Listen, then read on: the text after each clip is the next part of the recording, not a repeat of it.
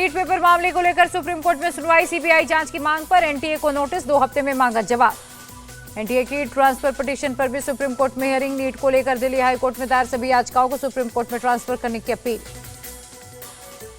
NEET परीक्षा पर बवाल के बीच शिक्षा मंत्री धर्मेंद्र प्रधान का ट्वीट, बोले सरकार परीक्षार्थियों के हितों की रक्षा के लिए प्रतिबद्ध है।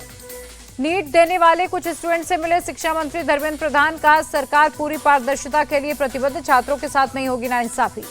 नीट परीक्षा विवाद पर बोले शिक्षा मंत्री धर्मेंद्र प्रधान, परीक्षा में गड़बड़ी करने वालों को बख्शा नहीं जाएगा, पटना और गोधरा मामले पर होगी कड़ी कार्रवाई। धर्मेंद्र प्रधान ने कांग्रेस पर निशाना साधा, कांग्रेस ने नीट रिजल्ट को लेकर देश में फैलाया है भ्रम। नीट परीक्षा को लेकर कांग्रेस का सीधे पीएम मोदी पर अटैक, नीट स्कैम को बताया व्यापम 2.0, पूछा चुप क्यों है पीएम। नीट परीक्षा में हुई गड़बड़ी को लेकर बोले संजय सिंह, पेपर लीक की वजह से करोड़ों बच्चों का भविष्य बर्बाद हुआ, इसके पीछे मोदी सरकार जिम्मेदार। राजस्थान के भरतपुर में नीट की परीक्षा देते डमी कैंडिडेट समेत 6 गिरफ्तार, अभ्यर्थी की जगह परीक्षा दे रहा था। G7 समिट में शामिल हुए प्रधानमंत्री मोदी, इटली की पीएम मेलोनी ने हाथ जोड़कर किया स्वागत, समिट में आर्टिफिशियल इंटेलिजेंस और एनर्जी पर चर्चा। G7 समिट के बीच पीएम मोदी ने फ्रांस के राष्ट्रपति से की मुलाकात, डिफेंस, एआई और अंतरिक्ष जैसे क्षेत्रों में साझेदारी बढ़ाने पर जोर दिया। यूक्रेन के राष्ट्रपति जेलेंस्की से मिले पीएम मोदी, बातचीत और कूटनीति के जरिए शांति समाधान पर भारत का फोकस। ब्रिटेन के प्रधानमंत्री ऋषि सुनक से मिले पीएम मोदी, रणनीतिक साझेदारी को और मजबूत करने की प्रतिबद्धता दोहराई। जेएंडके की सुरक्षा पर गृह मंत्री अमित शाह ने की मीटिंग, मौजूदा हालात और आतंकी हमलों के बाद उठाए गए कदमों के लिए जानकारी। 16 जून को फिर जम्मू कश्मीर की सिक्योरिटी पर रिव्यू करेंगे गृह मंत्री अमित शाह। मीटिंग में एनएसए अजीत डोभाल, आईबी प्रमुख होंगे शामिल। विशाखापत्तनम में रक्षा मंत्री राजनाथ सिंह ने पूर्वी नौसेना कमान की तैयारियों की समीक्षा की, कहा समुद्री सुरक्षा को और मजबूत करने पर होगा फोकस। भारतीय सेना को पहला आत्मघाती ड्रोन नागास्त्र 1 मिला, 30 किलोमीटर है रेंज, 2 किलो में विस्फोटक लेकर उड़ सकता है। यूपी में खराब परफॉर्मेंस के चलते तलाशने में इसके हार की वजह की समीक्षा करी बीजेपी, हारे हुए प्रत्याशियों से संवाद किया। UP BJP chief Bhupendra Chaudhary और संगठन के पदाधिकारियों ने किया संवाद, हारे प्रत्याशियों ने आरक्षण, विधायकों, संगठन का असहयोग और अफसरशाही को बताया जिम्मेदार। यूपी में लापरवाही, चकबंदी अधिकारियों पर गिरी गाज, सीएम योगी ने बांदा और मिर्जापुर के अधिकारी किए निलंबित। ओम प्रकाश राजभर ने बीजेपी पर फोड़ा हार का ठीकरा, कहा पार्टियों के नेता गठबंधन धर्म निभाना नहीं जानते। यूपी सरकार के मंत्री संजय निषाद ने कहा हम जीरो टॉलरेंस की नीति पर काम कर रहे हैं, हमारी सरकार में हो रहा घोटालों का खुलासा।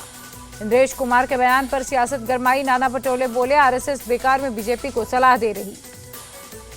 संजय राउत ने इंद्रेश कुमार के बयान का किया समर्थन, कहा इनकार के चलते कम हुई बीजेपी की सीटें। कोचीन एयरपोर्ट पर परिजनों को सौंपे गए पार्थिव शरीर, एयरपोर्ट पर पसरा मातम।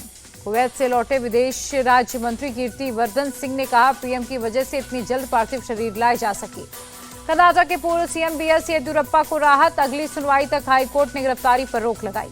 येदियुरप्पा मामले पर बोले कर्नाटक के गृह मंत्री, पुलिस अपना काम कर रही है। दिल्ली जल संकट पर बोले हिमाचल के सीएम सुक्खू, जरूरत को छोड़कर हिमाचल अतिरिक्त पानी देने के लिए तैयार है।